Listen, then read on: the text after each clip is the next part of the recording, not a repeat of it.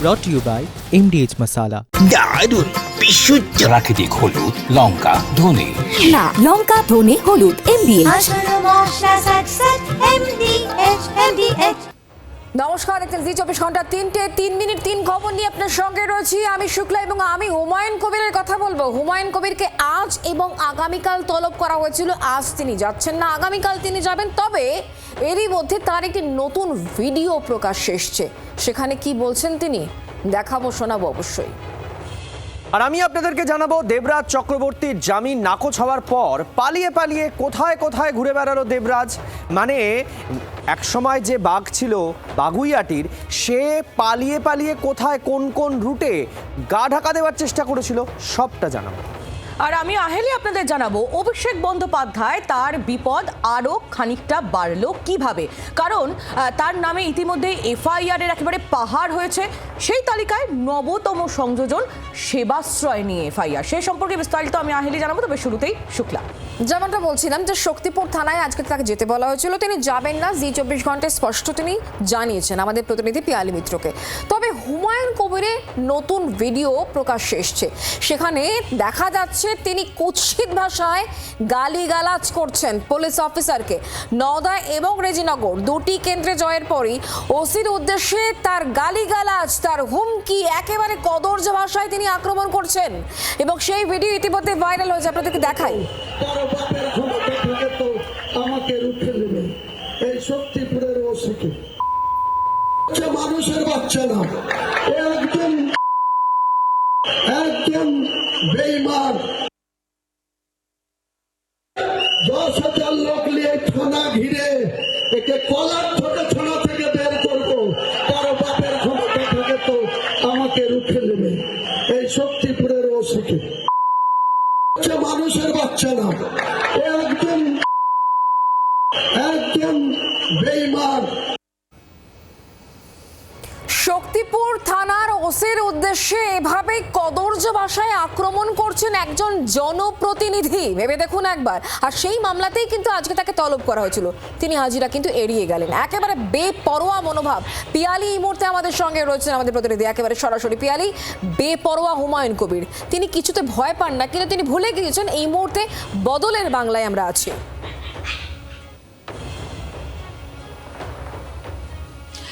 একেবারে দেখো, তিনি আজকে যেটা সকালে আমাদেরকে জানালেন যে তিনি থানায় কেন যাচ্ছেন না, তার কারণ ওসি, যে শক্তিপুর থানার যিনি ওসি, তার ঔদ্ধত আচরণ, তার জন্য তিনি যাচ্ছেন না। এবং তিনি যে কোনো কারণে যদি কেউ থানায় হাজিরা না দেন, তাহলে তাকে একটা ইন্টিমেট করতে হয়, সময় চাইতে হয়, জানাতে হয়। এবং তিনি অন ক্যামেরা বলছেন যে তিনি সেটার প্রয়োজন মনে করেন না।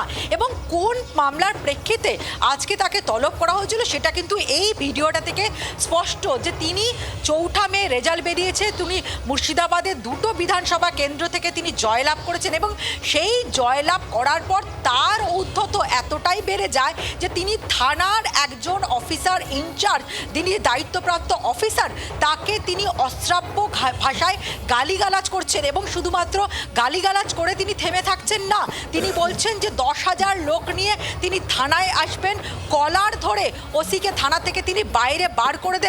এই রকম হুঁশিয়ারি একজন জনপ্রতিনিধি, যাকে মানুষ ভোট দিয়েছে, সেই ভোটে তিনি জিতেছেন, যে জনপ্রতিনিধিদের মানুষের প্রতি বা যে কোনো সরকারি আধিকারিক হোক তাদের ক্ষেত্রে দায়িত্বশীল মন্তব্য করার কথা, সেখানে দাঁড়িয়ে তিনি কুৎসিত বক্তব্য রাখছেন, অশ্রাব্য ভাষায় তিনি গালিগালাজ করছেন। এরকমভাবে আমরা দেখেছিলাম অনুব্রত মণ্ডল, তিনিও কিভাবে একজন অফিসারকে কিভাবে অশ্রাব্য ভাষায় গালিগালাজ করেছিলেন। তার প্রেক্ষিতেই এই ভিডিও, 7ই মের ভিডিও, নারকেলবাড়ি এলাকায় একটি সভা থেকে তিনি এভাবে গালিগালাজ করে সদ্য লাভ করার পরই, তারপরেই কিন্তু সেই ভিডিও ভাইরাল হবার পর শক্তিপুর থানার পুলিশ তারা মামলা রুজু করে, একাধিক জামিন অযোগ্য ধারাতে মামলা রুজু করা হয়। তাহলে পুলিশ কি করে এবং সেদিকে যখন আমাদের নজর থাকবে তারই মধ্যে। পিয়ালি, তুমি আমাদের সঙ্গে থাকো। তুমি কথা বলেছিলে হুমায়ুন কবিরের সঙ্গে। হুমায়ুন কবির নওদার বিধায়ক, তিনি কি বলেছেন শোনাই। বিধায়ক হুমায়ুন কবির তিনি বেলডাঙ্গাতে রয়েছেন, তিনি শক্তিপুর থানাতে যাননি এবং তিনি জানাচ্ছেন তিনি যাবেন না। আমি শক্তিপুর থানায় যাব না, ওটা 2 দিন আগেই বলে দিয়েছি। ওসির যে ঔদ্ধত্য আচরণ, সে প্রত্যেকটা জায়গায় বলছে সে নাকি হুমায়ুন কবিরের বাপ হয়েছে। সে আমার বাবা তো 2007 সালের 7ই ডিসেম্বর মারা গেছে। এখন নতুন করে একটা বাপ পেয়েছি, কদিন পরেই এসপিকে জানিয়ে বাপের সাথে দেখা করতে যাব। হুমায়ুন কবির তিনি আজকে গেলেন না, তবে তিনি আগামীকাল যাবেন। হুমায়ুন কবির যে মন্তব্য করেছিলেন নিশ্চয়ই মনে আছে, সে সেটা ভাঙা হুমকি। আজ এবং কাল হুমায়ুন কবিরকে থানায় তলব করা হয়, শক্তিপুর থানায়, এবং কাল রেজিনগর থানায় তাকে হাজিরা নির্দেশ দেওয়া হয়েছে। মুখ্যমন্ত্রী শুভেন্দু অধিকারী তিনি বিধানসভায় দাঁড়িয়ে যে কড়া হুঁশিয়ারি দিয়েছিলেন, সাবধান করে দিয়েছিলেন, তারপরে কিন্তু পুলিশের অ্যাকশন। ইতিমধ্যে জানিয়ে রাখি হুমায়ুন কবিরের 3 জন শাগরেদ গ্রেফতার করা হয়েছে। শক্তিপুর থানায় তিনি হাজিরা দিচ্ছেন না, তবে আগামীকাল তিনি হাজিরা দেবেন জি 24 ঘন্টায়, এমনটাই জানিয়েছেন নওদার বিধায়ক হুমায়ুন কবির। আমি যদি সাটা ভাঙা মার দিব বলেছি, সেটার জন্য যখন আমার বিরুদ্ধে আইনি ব্যবস্থা হচ্ছে, তাহলে সে একজন হিন্দু, সে গোটা মুসলমান জাতিকে তুলে, বাপ তুলে, তার 14 গোষ্ঠী তুলে গাল দিচ্ছে, তাহলে সেটার ক্ষেত্রে কি কমনিয়াল হয় না? আজকে যে আপনি যাননি সেটা আপনি থানাকে জানিয়েছেন? না, প্রয়োজন মনে করিনি। আগামীকাল রেজিনগর থানাতে যাবেন? যাব বলেছি তো, আগের থেকেই বলেছি। 11:30টায় আছে, আজকে ছিল 11টায়, আজকে যাইনি, আগে থেকেই বলেছিলাম যাব না। আগামীকাল রেজিনগরে যাব। আর এবার শোনাবো হুমায়ুন কবির যে সেটা ভাঙা মন্তব্য করেছিলেন, যাকে কেন্দ্র করে তোলপাড় রাজ্য, যাকে কেন্দ্র করে এত আলোচনা হচ্ছে, মুখ্যমন্ত্রী কড়া বার্তা দিচ্ছেন, তার সেই মন্তব্য শোনাই। তা আমি শুভেন্দু অধিকারীকে সেদিন বলেছি যে আপনি ভোটে জিতেছেন, আপনার দল জিতেছে, খুব ভালো কথা, কিন্তু মুর্শিদাবাদে আস্ফালনটা একটু কম করতে বলেন। আমি যেদিন ময়দানে মুসলমানদের নিয়ে নেমে যাব না, সেদিন এমন সাটা ভাঙা মাছ শুরু করব যে আপনাদের পতাকা বহন করার লোক থাকবে না। কেস, ওরকম কেস আমাদের বহুবার জেল খাটা আছে। লাখ লাখ লোককে রাস্তায় নিয়ে নামাবো আর সাটা ভাঙা মাছ দেবো আর জেলে যাব। কদিন জেলে রাখতে পারেন, কত খাওয়াতে পারেন। হুমায়ুন কবিরের সেই বক্তব্য, সেই ঔদ্ধত্য আপনারা দেখলেন। আর এরপর বিধানসভায় দাঁড়িয়ে রাজ্যের মুখ্যমন্ত্রী শুভেন্দু অধিকারী কি বলেছেন, হুমায়ুন কবিরকে কিভাবে তিনি সতর্ক করেছেন, সাবধান করেছেন, দেখেন। এই দুটো ইনসিডেন্টের পরে আমার মনে হয়েছে যে এনাফি জানা সময় এসেছে এই ধরনের লোককে সবক শেখানোর। মমতা ব্যানার্জি মুখ্যমন্ত্রী নন, আপনি দুর্বল মুখ্যমন্ত্রী পেয়ে যা খুশি করেছেন, যা খুশি বলেছেন। আর এসব কিছু নিয়ে সুকান্ত মজুমদার কেন্দ্রীয় শিক্ষা প্রতিমন্ত্রী তিনি কি বলছেন শোনাবো, এবং প্রাক্তন প্রবীণ তৃণমূল সাংসদ সৌগত রায় তার কি বক্তব্য শোনাই। যেখানে যাওয়ার যা, হুমায়ুন কবির সাহেবকে আমি স্পষ্ট আগেও বলেছিলাম, আবার বলছি, ওই সংখ্যার ভয় দেখাবেন না। কিছু অশিক্ষিত লোককে রাস্তায় নামিয়ে দেবেন, পাংচার ছাপকে, আর তাদেরকে দিয়ে বাড়িঘর ভাঙাবেন, বাস জ্বালাবেন, ট্রেন জ্বালাবেন। ওই যুগ চলে গেছে। এটা মমতা বন্দ্যোপাধ্যায়ের সরকার নয়, শুভেন্দু অধিকারীর নেতৃত্বে ভারতীয় জনতা পার্টির সরকার চলছে, মোদিজির সরকার চলছে। এখানে কিন্তু রাস্তায় নেমে ভাঙচুর করলে তোমার বাড়ি বিক্রি করে টাকার ব্যবস্থা করা হবে, প্রয়োজনে হুমায়ুন কবিরের বাড়ি নিলাম করা হবে। হুমায়ুন কবির একজন নির্বাচিত জনপ্রতিনিধি বিরোধী দলের, উনি যা বলেছেন তার উপর আমি মন্তব্য করতে চাই না। তবে গণতন্ত্রে লোকের কথা বলার ওপর যদি এত প্রতিবন্ধকতা আসে, তার তো গণতন্ত্র থাকবে না।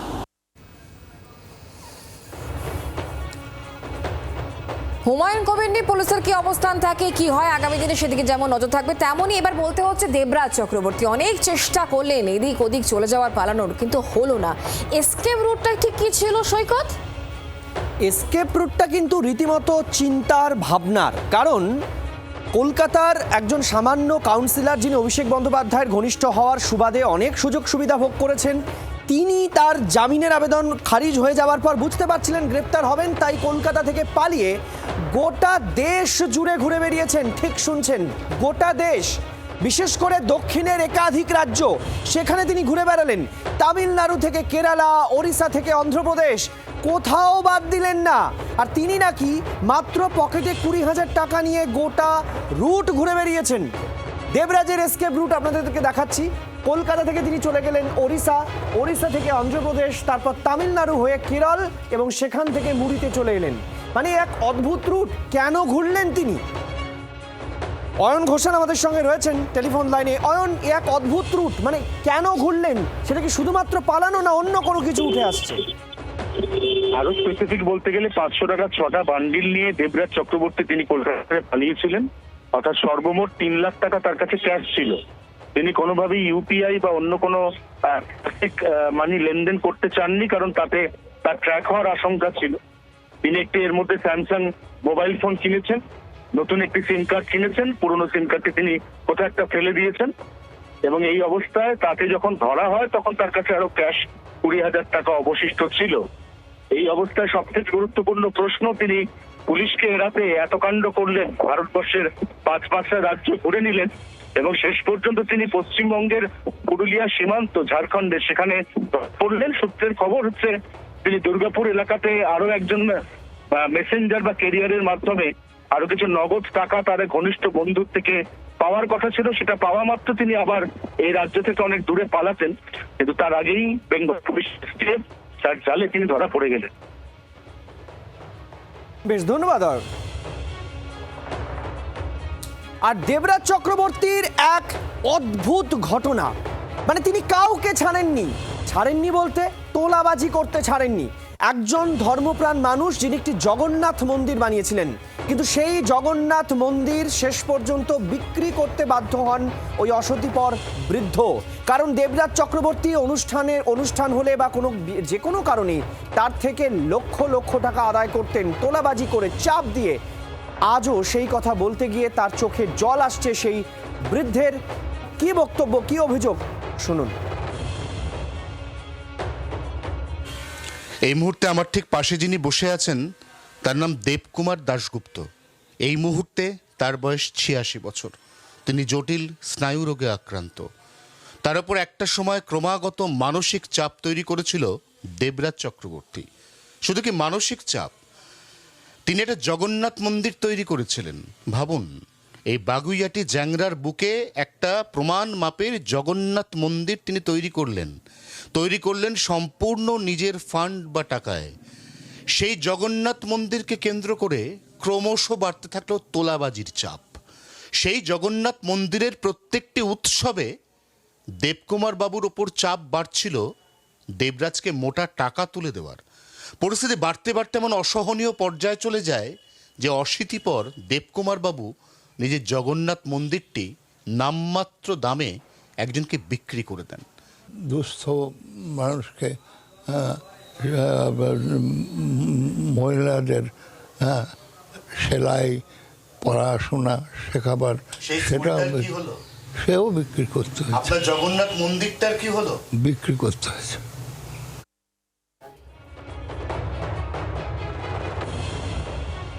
আর আহিলে আমি জানতে চাইবো, অভিষেক বন্দ্যোপাধ্যায়ের নামে আরো একটা এফআইআর কিসের জন্য?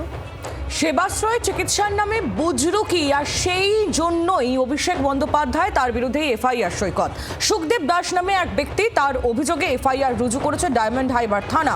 অভিষেক এবং অন্যান্যরা ষড়যন্ত্র করে অনুমোদনহীন চিকিৎসা কেন্দ্র পরিচালনা করেছেন।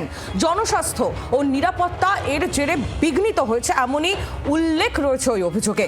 তদন্তভার দেওয়া হয়েছে এসডিপিওকে।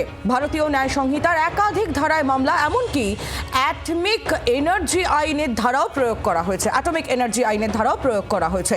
সেবাশ্রয়ের মুখোশ আপনারা জানেন যে একমাত্র জি 24 ঘন্টা খুলেছে এবং তারপরই সেবাশ্রয় নিয়ে একের পর এক বিস্ফোরক অভিযোগ সামনে এসেছে গত দুদিন ধরে। আর এবার এই সমস্ত অভিযোগের পরিপ্রেক্ষিতে অভিষেক বন্দ্যোপাধ্যায়, ডায়মন্ড হারবারের সাংসদ, তার বিরুদ্ধে এফআইআর রুজু হলো। আর কি অভিযোগ তার বিরুদ্ধে, সেবাশ্রয়ের বিরুদ্ধে, চলুন শুনে নিই। সেবাশ্রয় 1 আর সেবাশ্রয় 2 যে হলো, সেবাশ্রয় 1-এ 12 লক্ষ মানুষ, সেবাশ্রয় 2-এ 4 লক্ষ মানুষ ট্রিটমেন্ট পেয়েছে। এই ট্রিটমেন্ট কারা দিল? ডেইলি 300-400 করে ডাক্তার, তারা আদেও ডাক্তার ছিল না। 10 থেকে 12% এমবিবিএস পাস করা ডাক্তার এবং প্রত্যেক দিন প্রায় 200 থেকে 250 করে স্টুডেন্টদেরকে নিজে ক্যাম্প করা হতো। ম্যাক্সিমাম ছিল আয়ুর্বেদিকের স্টুডেন্ট, ছিল হোমিওপ্যাথিকের স্টুডেন্ট, ছিল ডেন্টালের স্টুডেন্ট এবং কিছু এমবিবিএস স্টুডেন্ট। তাদেরকে দিয়ে চিকিৎসা করা হয়েছিল। তারা আয়ুর্বেদিক এবং ডেন্টালের স্টুডেন্ট, তারা মডার্ন মেডিসিনের প্রেসক্রাইব করেছিল। হ্যাঁ, এইটাই বলার যে মডার্ন মেডিসিন প্রেসক্রাইব করছে কারা? আয়ুর্বেদিক, হোমিওপ্যাথি, ডেন্টালের স্টুডেন্টরা, যেটা একদম সম্পূর্ণ মেডিকেলি একদম ইললিগাল। তাদেরকে প্রেসক্রাইব করা হচ্ছে। সেই মানুষগুলোর শরীরের কি ক্ষতি হচ্ছে, তারা কি মেডিসিন দিয়েছে, আমরা যদি সেই পেশেন্টদের বাড়িতে খবর নিই, এমন পেশেন্ট পাবো যে ওই মেডিসিনের সাইড ইফেক্টের জন্য হয়তো অনেক পেশেন্টকে আমাদের দুরারোগ্য রোগে আক্রান্ত হতে পারে। যারা প্রেসক্রাইব করেছে তারা কি আদৌ যোগ্য? তো কোনো রেজিস্ট্রেশন নাম্বার নেই, তারা প্রেসক্রাইব করতে না। মডার্ন মেডিসিন প্রেসক্রাইব করতে গেলে তাকে অবশ্যই মেডিকেল কাউন্সিলের রেজিস্টার ডক্টর হতে হবে, অর্থাৎ মেডিকেল রেজিস্টার নাম্বার থাকতে হবে। মেডিকেল রেজিস্টার নাম্বার পায় কখন? যখন হাউস স্টাফশিপ হয় তখন, তারপর থেকে।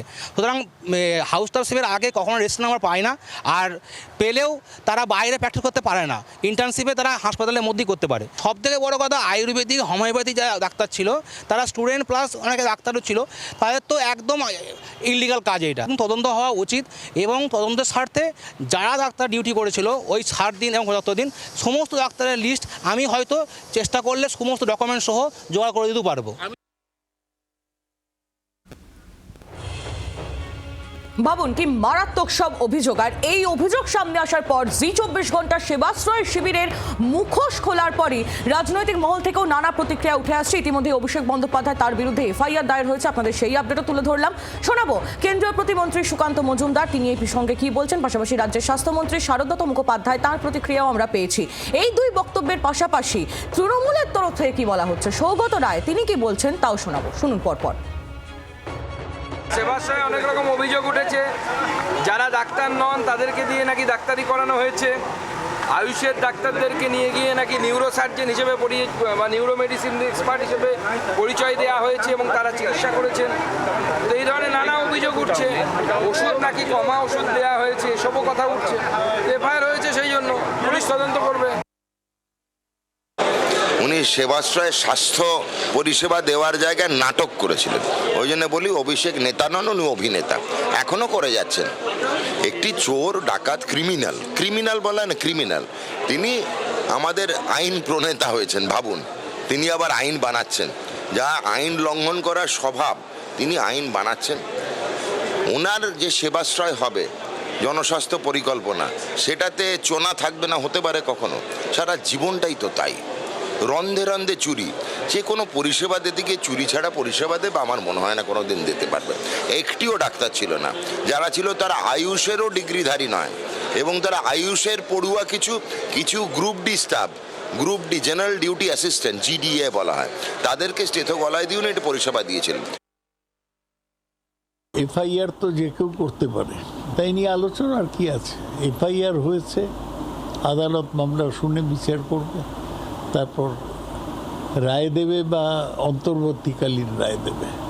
এর বেশি আপনি মনে করেন এতে আরো বিপাকে পড়তে চলেছেন অভিষেক? না, আমি কিছুই মনে করি না।